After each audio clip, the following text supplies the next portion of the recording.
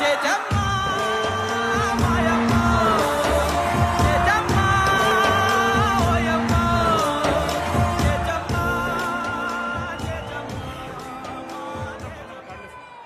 Check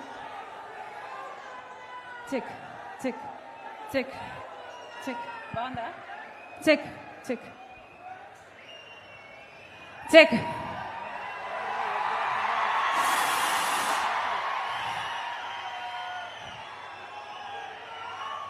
Kadapa జిల్లా ప్రజలకు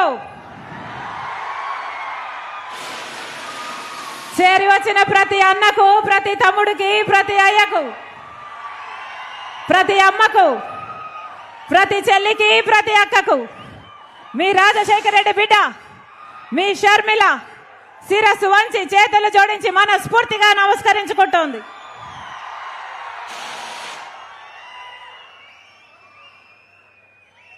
నేను రాజశేఖర రెడ్డి బిడ్డను. కడప పార్లమెంట్ స్థానానికి కాంగ్రెస్ పార్టీ తరఫున ఎంపీ అభ్యర్థిగా పోటీ చేస్తుంది రాజశేఖర రెడ్డి బిడ్డ. మీ అందరి ఆశీర్వాదంతో పాటు మీ ప్రేమను, మీ ఓటును, మీ అభిమానాన్ని మీ రాజశేఖర రెడ్డి బిడ్డ మీద ఉంచాలని శిరస్సు వంచి చేతులు జోడించి మనస్ఫూర్తిగా ప్రార్థిస్తుంది రాజశేఖర రెడ్డి బిడ్డ. ఈ రాష్ట్రంలో ప్రజల సంక్షేమం కోసం కట్టుబడిన ఏకైక పార్టీ కాంగ్రెస్ పార్టీ. 10 సంవత్సరాలైంది కాంగ్రెస్ పార్టీ రాష్ట్ర విభజన జరిగి. 10 సంవత్సరాల రాష్ట్ర విభజన జరిగితే ఈ 10 సంవత్సరాలలో ఒక్కటంటే ఒక్క విభజన హామీ కూడా నెరవేర్చలేదు. ఇప్పుడున్న పాలక పక్షమైన ప్రతిపక్షమైన బీజేపీ పార్టీ అయినా, ఏ బీజేపీ పార్టీ అయితే 10 సంవత్సరాలుగా ఆంధ్ర రాష్ట్రానికి వెన్నుపోటు పొడుస్తూనే ఉందో అదే బీజేపీ పార్టీకి పొత్తు పెట్టుకున్నాడు చంద్రబాబు గారు. అదే బీజేపీ పార్టీతో తొత్తయ్యాడు జగన్మోహన్ రెడ్డి గారు. వాస్తవం కాదా? ప్రత్యేక హోదా వచ్చిందా? పోలవరం ప్రాజెక్ట్ వచ్చిందా? రాజధాని వచ్చిందా? కడప స్టీల్ ఫ్యాక్టరీ వచ్చిందా? మరి ఎందుకు పొత్తు పెట్టుకున్నాడు చంద్రబాబు గారు? మరి ఎందుకు తొత్తయ్యాడు జగన్మోహన్ రెడ్డి గారు? వాళ్ళ స్వప్రయోజనాల కోసం ఆంధ్ర రాష్ట్ర ప్రజల హక్కులు మొత్తము తాకట్టు పెట్టారు బీజేపీ పార్టీ. అందుకే చెప్తున్నాం, ఈసారి బుద్ధి చెప్పాల్సిన సమయం వచ్చింది.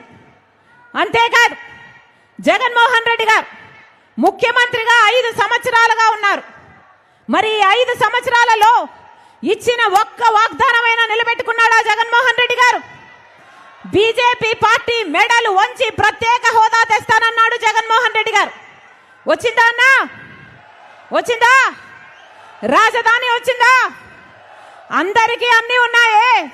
హైదరాబాద్ ఉంది, చెన్నై ఉంది, బెంగళూరు ఉంది. మనకేముందన్నా? మనకేముంది? చేతిలో చిప్ ఉంది, నెత్తి మీద కుచ్చు టోపీ ఉంది. ఉందా రాజధాని?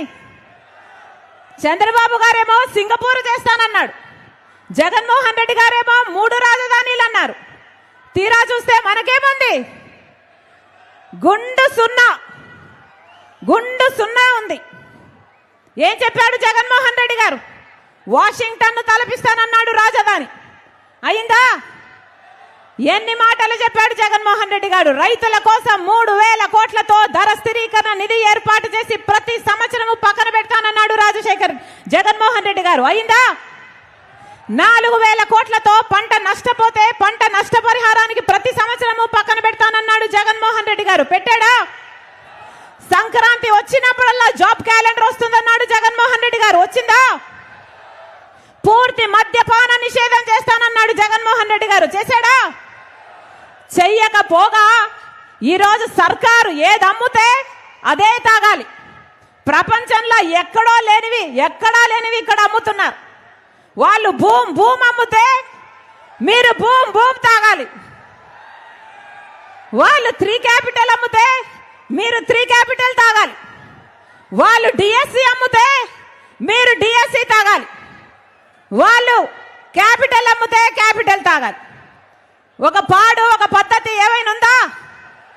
మొత్తం ఎక్కడ చూసినా mafia, land mafia, sand mafia, liquor mafia అన్ని సరిపోవు అన్నట్టు హత్య చేసిన వాళ్ళను పక్కన పెట్టుకొని తిరుగుతున్నాడు జగన్మోహన్ రెడ్డి గారు. సొంత చిన్నానను గొడ్డలితో 7 సార్లు హత్య చేసి నరికి చంపించారు అని సిబిఐ ఆరోపిస్తున్న అవినాష్ రెడ్డి గారిని 5 సంవత్సరాలు కాపాడమే కాకుండా మళ్ళీ అదే అవినాష్ రెడ్డి గారికి టికెట్ ఇచ్చాడు జగన్మోహన్ రెడ్డి గారు. న్యాయమేనా? వివేకానంద రెడ్డి గారు కడప జిల్లా నాయకుడు, రాజశేఖర్ రెడ్డి గారి తమ్ముడు. అలాంటిది అంత పెద్ద మనిషిని చంపితే ఈ రోజు వరకు న్యాయం జరగలేదు. అందుకే రాజశేఖర్ రెడ్డి బిడ్డ జగన్మోహన్ రెడ్డి గారికి ఎదురు నిలబడింది. ఇదే జగన్మోహన్ రెడ్డి గారు చెప్పిన ప్రతి మాట నమ్మింది రాజశేఖర్ రెడ్డి బిడ్డ. ఇదే జగన్మోహన్ రెడ్డి గారి కోసం 3200 కిలోమీటర్లు పాదయాత్ర చేసింది రాజశేఖర్ రెడ్డి బిడ్డ. కానీ ఇదే జగన్మోహన్ రెడ్డికి రాజశేఖర్ రెడ్డి బిడ్డ ఈ రోజు ఎదురు నిలబడింది.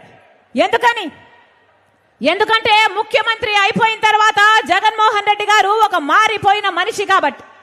ముఖ్యమంత్రి కాకముందు రాజశేఖర్ రెడ్డి గారికి చావు వెనుక రిలయన్స్ హస్తం ఉంది అని చెప్పిన జగన్మోహన్ రెడ్డి గారు ఆ తర్వాత ముఖ్యమంత్రి అయ్యాక రిలయన్స్ సంస్థ వాళ్ళకి పిలిచి మరీ రాజ్యసభ సీట్ ఇచ్చాడు. మరి ఏమనుకోవాలి? తండ్రిని చంపించిన వాళ్ళకి మీరు ఇచ్చారు అనుకోవాలా, లేకపోతే ఆ రోజు మీరు చెప్పింది అబద్ధము అనుకోవాలా?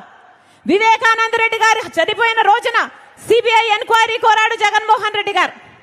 కానీ ముఖ్యమంత్రి అయిన తర్వాత సిబిఐ అవసరం లేదు అన్నాడు జగన్మోహన్ రెడ్డి గారు. మరి ఏమనుకోవాలి? ఎప్పుడు ఏది వీలైతే ఆ మాట మారుస్తుంటే జగన్మోహన్ రెడ్డి గారు రాజశేఖర్ రెడ్డి గారి ఆశయాలను నిలబెట్టిన వాడు ఎలా అవుతాడు? పదే పదే జగన్మోహన్ రెడ్డి గారు చెప్తున్న మాట, కాంగ్రెస్ పార్టీ రాజశేఖర్ రెడ్డి గారి పేరును సిబిఐ ఎంక్వైరీలో చార్జ్ షీట్ లో చేర్చింది అని. మళ్ళీ చెప్తున్నాం జగన్మోహన్ రెడ్డి గారికి, రాజశేఖర్ రెడ్డి గారి పేరును సిబిఐ చార్జ్ షీట్ లో చేర్చింది కాంగ్రెస్ పార్టీ కాదు, స్వయానా జగన్మోహన్ రెడ్డి గారు. ఇదే జగన్మోహన్ రెడ్డి గారు పొనుగోలు సుధాకర్ ద్వారా రాజశేఖర్ రెడ్డి గారి పేరుని చార్జ్ షీట్లో చేయించాలి అని 3 కోట్లకు వెళ్లారు.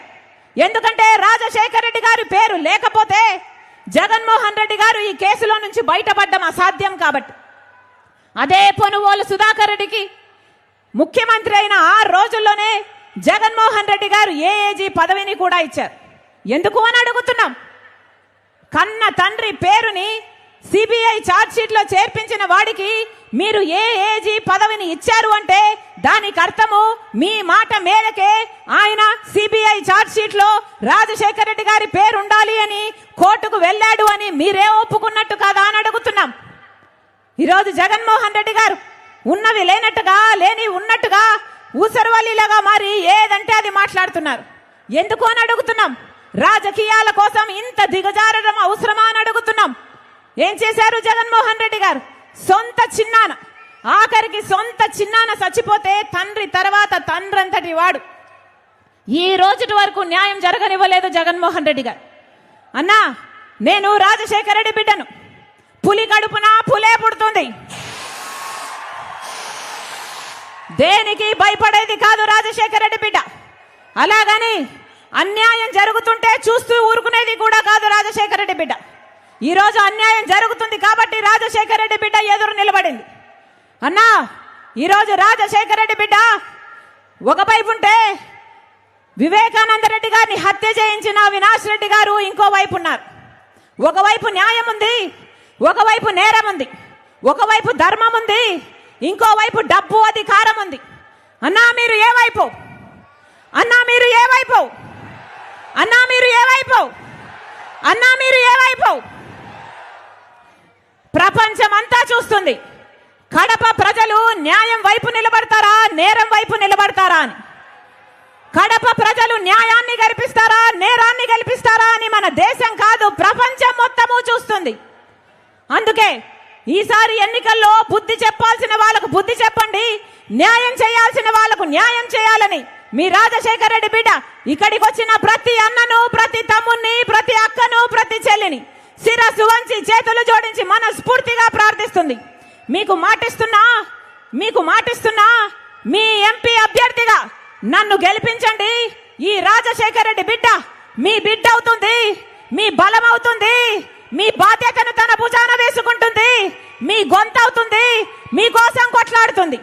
అవసరమైతే ఇక్కడ కొట్లాడుతుంది, లేదంటే ఢిల్లీ పార్లమెంటులోనైనా కొట్లాడుతుంది. మీరు ఆశీర్వదించండి. ఈ రాజశేఖర రెడ్డి బిడ్డ మీకు మాటిస్తుంది. ఈ గడ్డ మీదనే బతుకుతుంది రాజశేఖర రెడ్డి బిడ్డ. మీ ఎంపీగా మీతోనే కలిసి బతుకుతుంది. ఈ గడ్డ బిడ్డలకే తన జీవితాన్ని అంకితం చేస్తుంది. మరొక్కసారి వేదిక మీద ఉన్న రాహుల్ గాంధీ గారికి, వేదిక మీద ఉన్న డిఎస్ఏ గారికి, డికేఎస్ గారికి రాజశేఖర రెడ్డి బిడ్డ మనస్ఫూర్తిగా ఆహ్వానం పలుకుతూ మమ్మల్ని చూడ్డానికి, మీ అందరినీ నా కోసం ఆశీర్వాదం అడగడానికి అదే పనిగా వచ్చారు. మరొకసారి వారికి మనస్ఫూర్తిగా కృతజ్ఞతలు తెలుపుకుంటూ, వచ్చిన మీ అందరికీ కూడా రాజశేఖర రెడ్డి గారు మనస్ఫూర్తిగా, రాజశేఖర రెడ్డి బిడ్డ మనస్ఫూర్తిగా కృతజ్ఞతలు తెలుపుకుంటూ సెలవు. జోహార్ వైఎస్ఆర్, జై కాంగ్రెస్, జోహార్ వైఎస్ఆర్, జై కాంగ్రెస్. హస్తం గుర్తుకే, హస్తం గుర్తుకే, హస్తం గుర్తుకే.